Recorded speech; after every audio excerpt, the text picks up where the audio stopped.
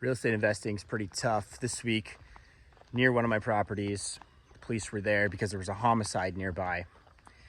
And that can affect, obviously, the person who died. Condolences to them. But just affect the entire neighborhood because now tenants could be scared, like, why are they living there? And it kind of sucks if, your area or your property is upkept well and you're taking care of it and your tenants are good, and then the neighboring area has problems going on. Definitely challenges with gentrifying. Possibly the main solution would be buy everything and then sort it out, but that's just some of the tough stuff that landlords have to deal with.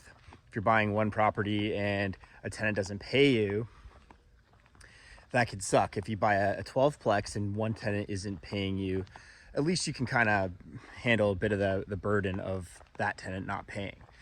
So basically, stuff gets thrown at you all the time as an investor. It's kind of how you deal with it.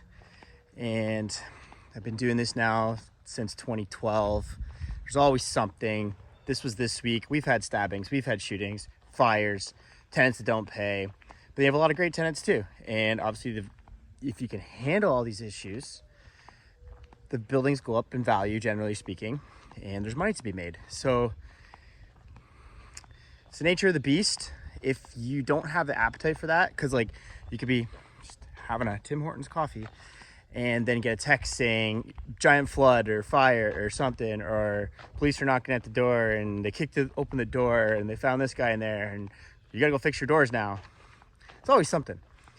If you can't stomach that kind of stuff, you're probably better off being just strictly an investor, not a landlord. Now, I've stepped back. I'm no longer a landlord.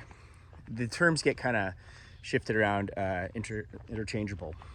But I'm more of an investor now, and I tell my managers what I want them to do, and they're generally the landlord, I guess.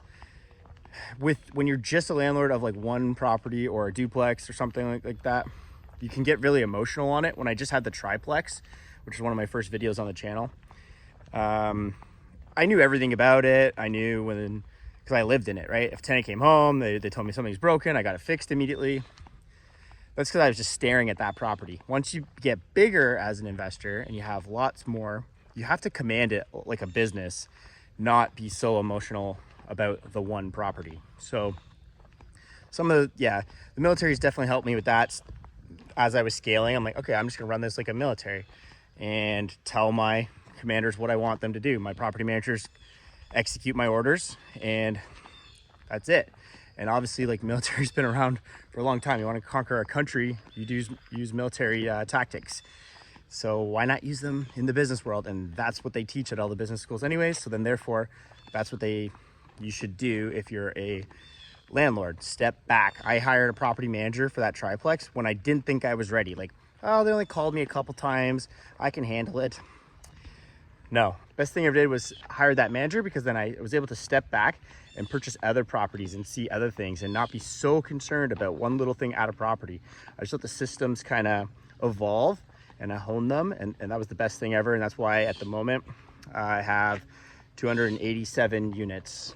Well, one of them is a principal residence, but yeah. So if you suck at all that, we do have a real estate fund where we give you 15% plus targeted returns, and you can invest in the properties. And what happens is, if you invest in the fund owns the real estate, so it's secured to the real estate, and it's kind of like a mutual fund, and we give you guys returns. So if you're interested in that, hit me up on Instagram at Jeff Wybo, and I can give you more information on that. You can use your RSPs, your TFSAs, your liras, or cash, and it's essentially just investing in real estate without having to do all the BS I've been talking about on this video. So if you made it to the end, thanks so much. Make sure you guys hit the like button, hit the subscribe button, and I'll get back on here a lot more, but appreciate it. Bye.